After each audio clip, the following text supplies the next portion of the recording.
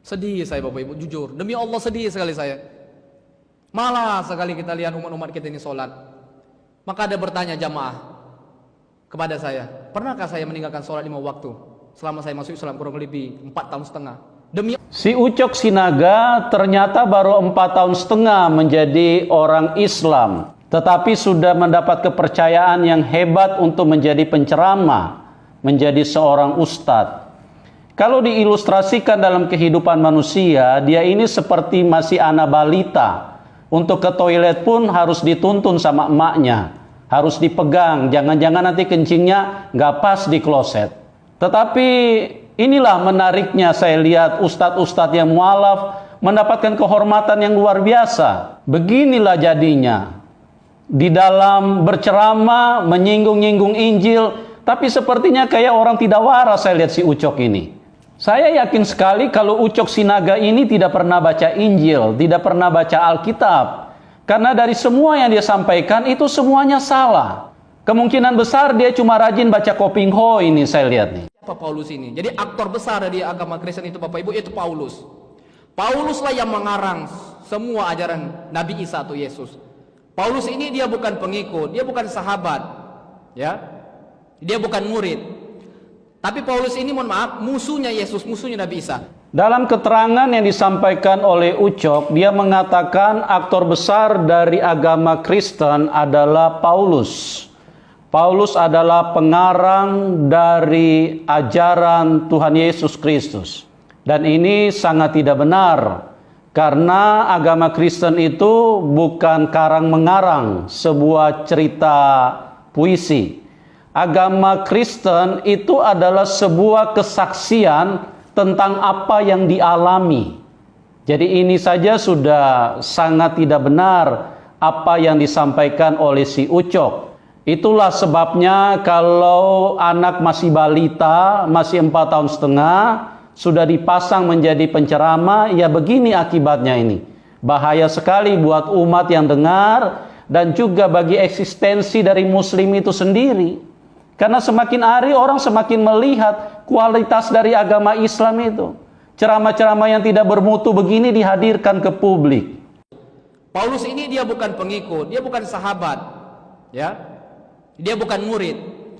Tapi Paulus ini mohon maaf musuhnya Yesus, musuhnya Nabi Isa. Ucok mengatakan kalau Paulus ini bukan sahabat, bukan juga murid dari Tuhan Yesus, tetapi musuh dari Tuhan Yesus.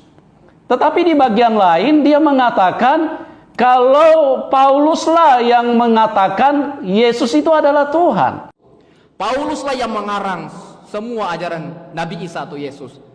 Mengatakan sembahlah Allah, Allah maksudnya, maka disuruh nyembah Yesus. Makanya saya pikir si Ucok ini mendingan kita bawa ke Grogol lah dulu, dicek dulu dia punya saraf. Jangan-jangan ada yang rusak. Jangan-jangan ada yang korslet di dalam otaknya si Ucok ini. Dia mengatakan ini musuh. Bagaimana mungkin seorang musuh terus bisa mengatakan bahwa Yesus Kristus itu adalah Tuhan? Ini kan pribadi yang sangat dimuliakan oleh Paulus. Ini kan pribadi yang sangat ditinggikan oleh Paulus. Ini kan pribadi yang begitu diagungkan oleh Paulus. Terus di bagian lain dia mengatakan Paulus itu adalah musuhnya dari Tuhan Yesus. Aneh si Ucok ini. Ampun deh kalau punya penceramah model seperti begini. Beginilah akibatnya kalau anak balita dikasih jadi penceramah. Ya, saya curiga jangan-jangan Ucok lupa pakai pempes.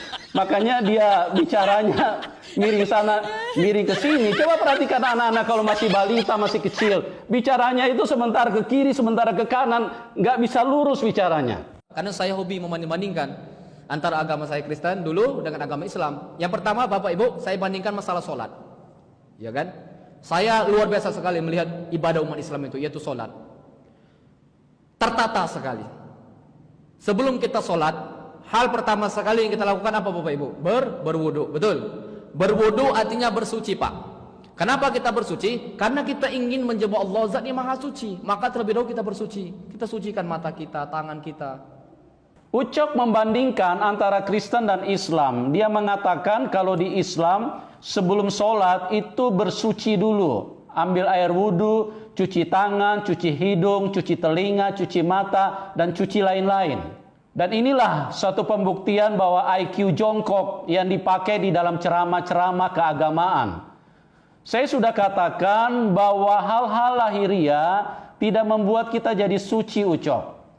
Ya, kita cuci kaki, cuci tangan, cuci hidung, cuci telinga, itu cuma menggosok, membersihkan daki, Ucok. Itu bukan membersihkan dosa.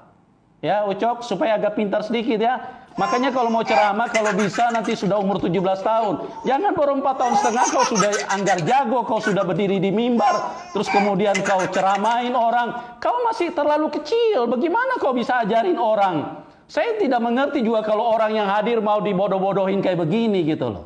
Suci tidaknya seseorang, Ucok, bukan karena pakai air, terus kemudian gosok tangan, gosok kaki, gosok telinga, gosok muka, gosok hidung, gosok mulut. Itu hanya paling daki saja yang bersih, Ucok, digosok-gosok supaya dakinya jatuh semua. Suci tidaknya seseorang itu dari sifat, dari hati manusia.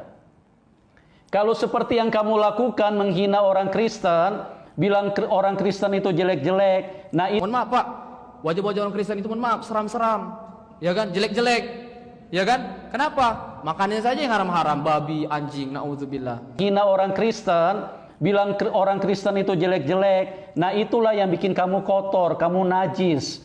Karena yang begitu sudah pasti tidak berkenan sama Tuhan. Kalau kamu tidak percaya, tanya saja sama anak-anak yang masih SD, Ucok.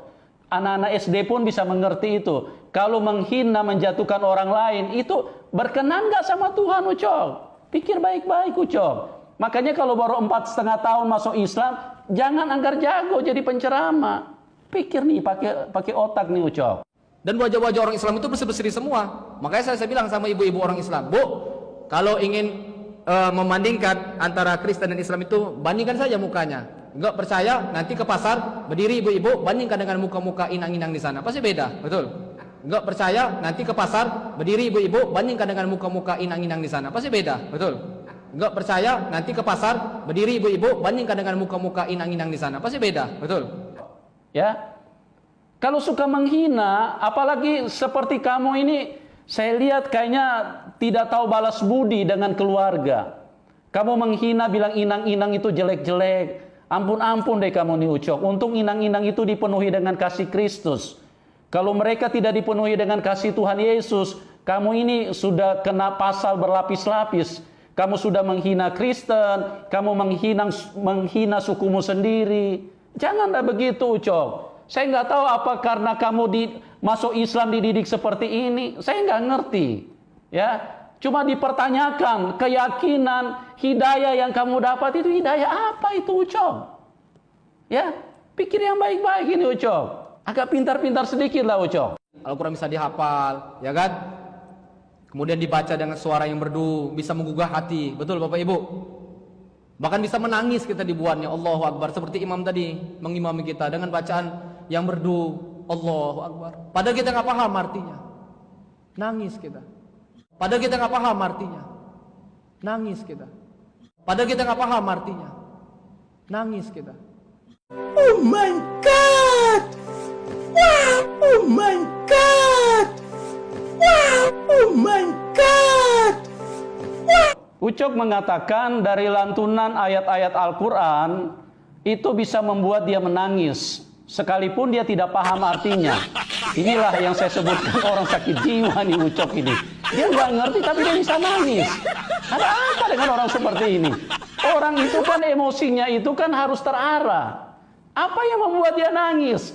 Karena uangnya diambil orang atau karena dia dipukul orang kan jelas. Kalau ini dia nggak ngerti apa-apa dia bisa nangis. Makanya saya sarankan periksalah dulu si Ucok ini. Jangan-jangan dia sakit jiwa. Sayang sekali lah kalau kalian pakai jadi penceramah orang-orang model seperti ini. Tapi kitab suci saya dulu Bapak Ibu, Injil atau Alkitab, enggak. Ayatnya saja membingungkan. Mana bisa dibaca-baca dengan lantunan-lantunan yang merdu? Enggak bisa. Kenapa? Karena tulisan karangan manusia dengan bahasa Indonesia. Ampun-ampun deh kalian ini. Nah, sementara Injil kata si Ucok membingungkan. Saya nggak tahu apa yang dia bingungkan. Injil itu sebetulnya begitu mudah, ditulis dengan bahasa Indonesia. Bahasa yang jelas, yang kita mengerti, yang kita pelajari dari masih SD. Apa yang membingungkan, Ucok? Apa yang membuat kau jadi pusing, Ucok? Saya nggak tahu, sepertinya kayaknya ada roh halus yang masuk di dalam pikiranmu sehingga kau jadi bingung-bingung. Padahal bahasa Indonesia kok kau bilang bingung. Bahasa yang kau tidak mengerti, kau bilang bisa membuat kau nangis. Aneh betul nih Ucok ini. Terus kau bilang lagi Alkitab itu karangan manusia, bahasa Indonesia. Apa yang salah? Justru itu yang baik, itu yang benar. Tuhan yang benar itu tidak ingin mempersulit kita. Tidak ingin membuat kebenaran itu tersembunyi. Makanya ditulis dalam bahasa Indonesia, Ucok. Supaya apa? Supaya mudah dimengerti. Supaya manusia bisa melakukan, bisa mengerti. Ini ditulis dalam bahasa Indonesia, Ucok. Ya, Ucok ya. Dalam kitab suci mereka, Alkitab mereka, ya kan? Ada tertulis di surat Markus ayat 28 pasal 29. Ada tertulis di surat Markus ayat 28 pasal 29. Ada tertulis di surat Markus ayat 28 pasal 29. Jelas sekali. Ketika itu ada orang-orang Saduki bersoal jawab pada Yesus. Kata orang Saduki itu, hukum manakah yang paling terutama? Dia bertanya orang Saduki itu kepada Yesus, hukum manakah yang paling pertama? Apa? Jawab Yesus, dengarlah hai orang Israel, Tuhan Allah kita, Tuhan itu Esa.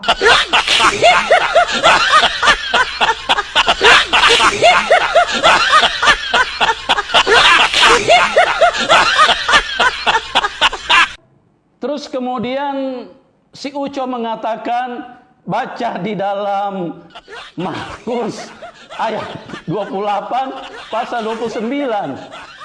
Mana ada ayatnya, Ucok? Kau ini sama dengan Ali Mustafa kau ini, Ucok. Kau nggak tahu, itulah akibatnya meninggalkan Tuhan yang benar. Kerjaan kalian akhirnya membodoh-bodohi orang, menipu orang, mengajarkan orang di dalam kesesatan. Beginilah jadinya kalian ini, Ucok. Ampun deh kalian ini. Perlu saya sampaikan kepada Ucok bahwa Injil Markus itu hanya sampai pasal 16, Ucok. Ya, inilah buktinya kalau saya katakan bahwa Ucok ini tidak pernah baca Alkitab, tidak pernah baca Injil. Jadi janganlah kamu menambah-nambah dosa, Ucok.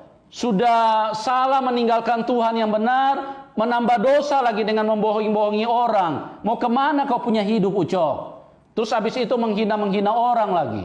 Saya memperhatikan orang Kristen yang murtad meninggalkan Tuhan Yesus, terus kemudian masuk Islam dengan mengatakan bahwa mereka dapat hidayah dan terus dipercayakan menjadi ustadz penceramah. Saya perhatikan ada dua hal yang sangat menonjol di dalam mereka. Yang pertama, tukang bohong. Yang kedua, mereka suka menfitnah atau suka menjelekkan, suka menghina agama Kristen.